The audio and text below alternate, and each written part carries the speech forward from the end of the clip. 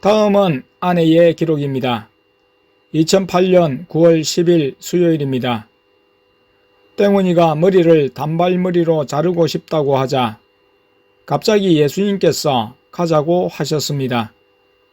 밤늦게 땡땡마트 안에 있는 미용실에 가서 땡훈이 머리를 자르고 1층 전자콘으로 내려와서 머리 고데기를 사주셨습니다.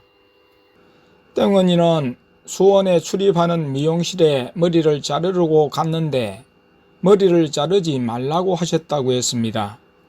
또 예수님이 다시는 그 미용실에 가지 말라고 하셨다고 말을 했습니다.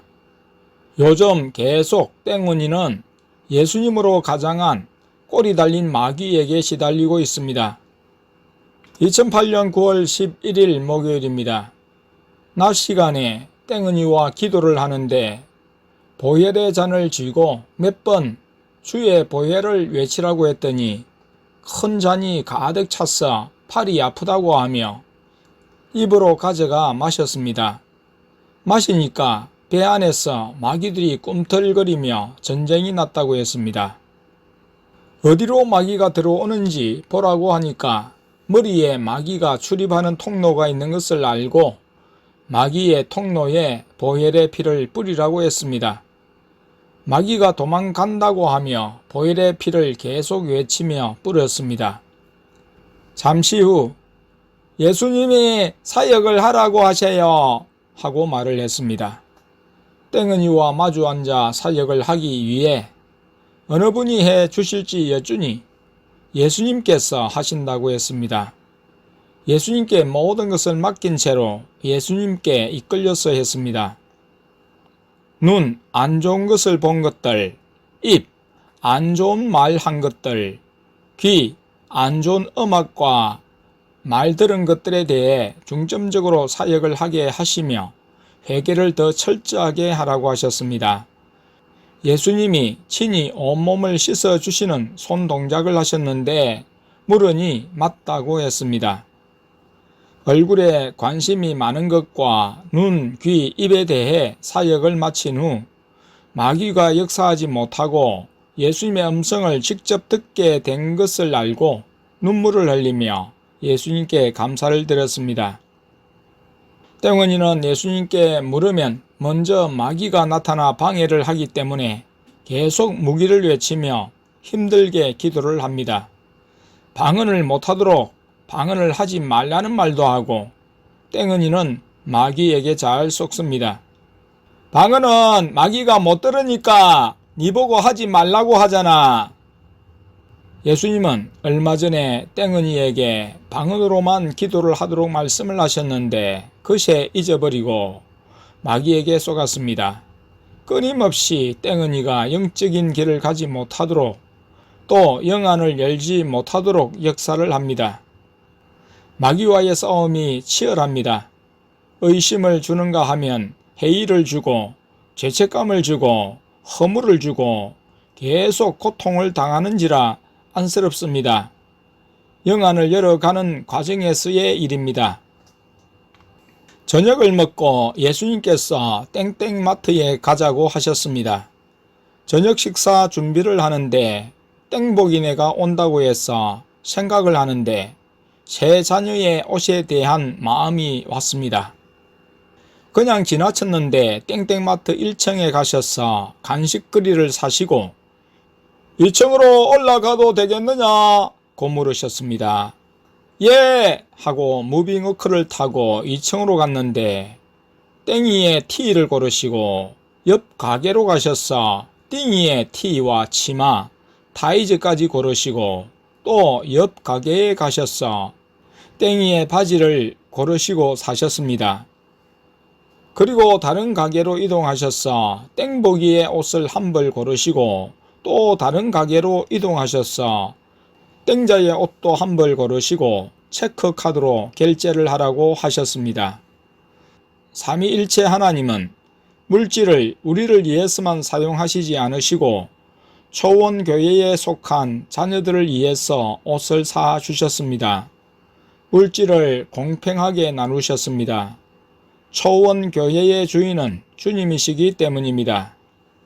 계산 후 교회용으로 사용하는 2개의 통장의 잔액을 다 확인하게 하셨습니다.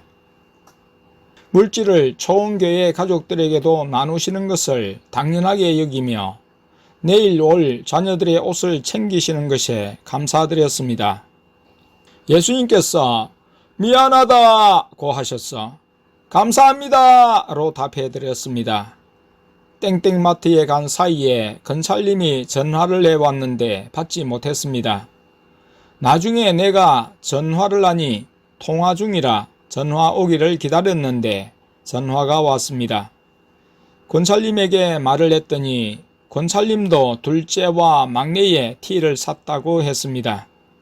낮에 땡원이를 통해 하신 성령님의 말씀을 전했습니다.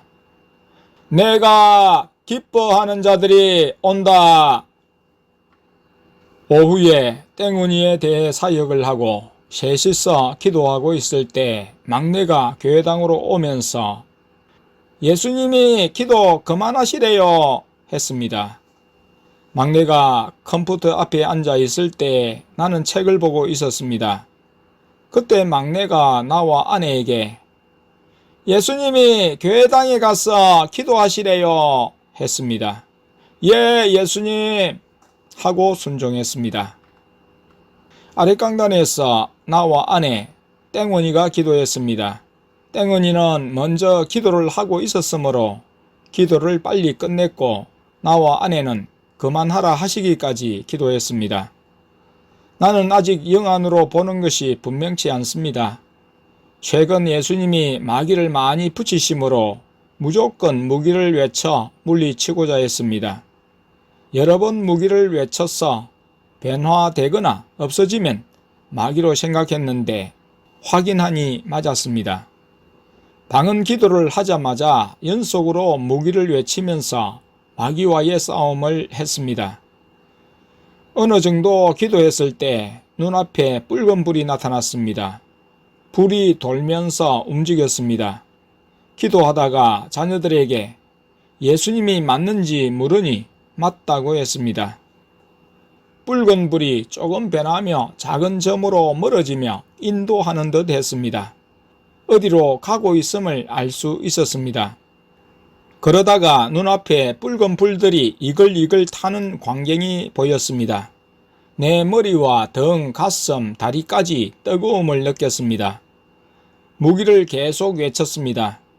눈으로 불 속에 들어와 있는 것을 보고 감각하면서 천국 불터널에 와 있음을 알 수 있었습니다. 한참을 불터널에 머물다가 광경이 바뀌었습니다.